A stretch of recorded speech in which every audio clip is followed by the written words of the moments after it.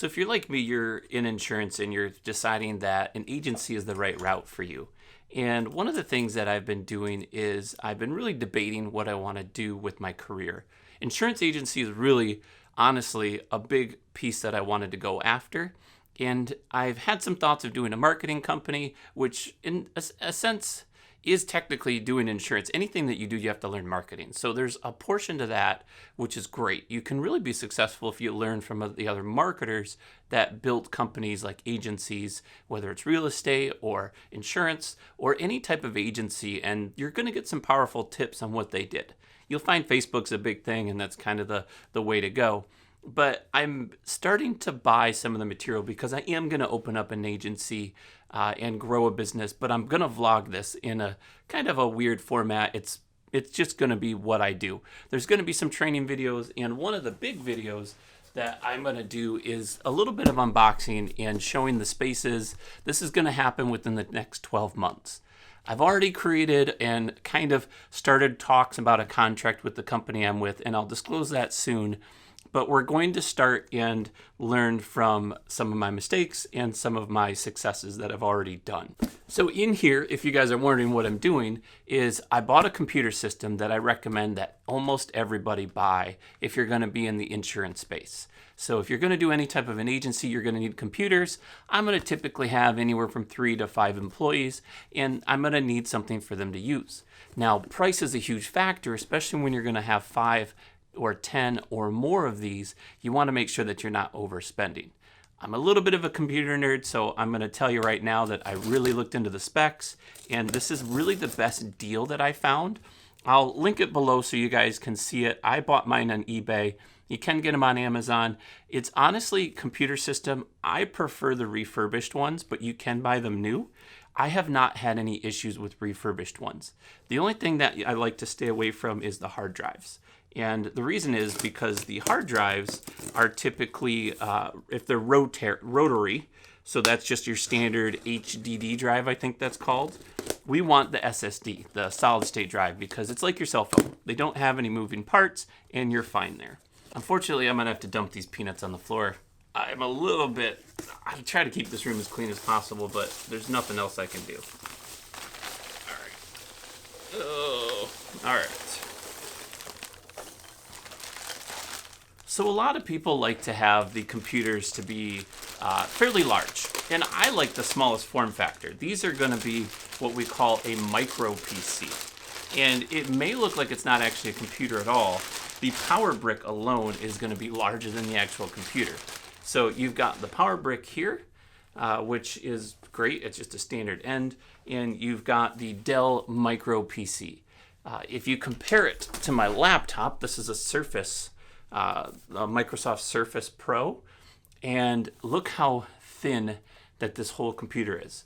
Now, this computer actually has, not that you need to know the geek stuff of it, but if you're curious, it has an i5 8500T. Well, why an i5?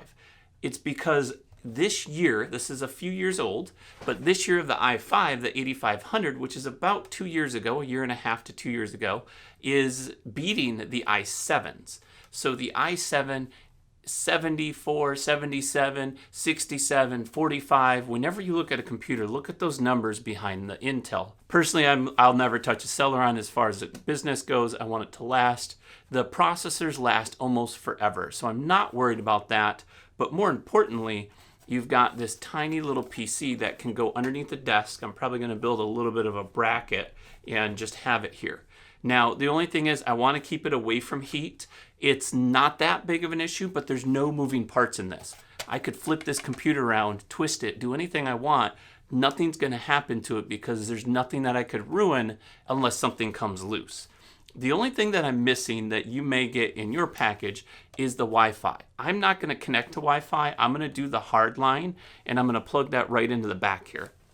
Now, this one has 4 USB ports on the back. It also has 1 USB on the front. It has a USB Type-C as well. So that kind of tells you that it's a little bit newer models when you have the USB Type-C, because that's something that they didn't use 3 years ago or previous in a lot of these models, at least not for the price, which we will show you here in a second.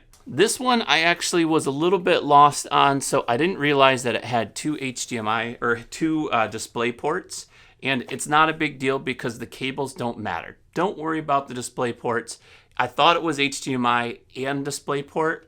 Not a big deal. I just need a cable that goes from display to an HDMI if I'm going to plug in a different type of monitor that doesn't have an HDMI. Either way, you can plug two monitors into this one, so we're going to have those side by sides. I'm going to get a wireless mouse and keyboard, and I'm going to have this tiny little computer that will go underneath a desk or sit flat where someone can easily get to it. It does have 120 gig SSD, which is more than what we need because almost every application is online in the web. And also it has the Ethernet, which I believe is a 10 gig or a gigabit, so gigabyte, whatever you want to say. Oh, it does have an HDMI. Look, it's right there. Okay, it actually has 3. So you ask what the price of this was. This specific exact one that I paid for was $311 plus tax. So it was about $330 shipped to my door. I got mine on eBay. Like I said, you can get yours on Amazon. I'll link it below. But keep in mind, the price may fluctuate. I've seen a lot of them. This might have been a killer deal, but there's still more there.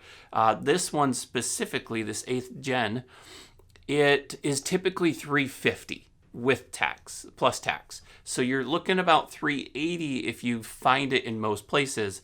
I'll put the exact link if it's still up to the one I had, and then I'll also put a link to one on Amazon.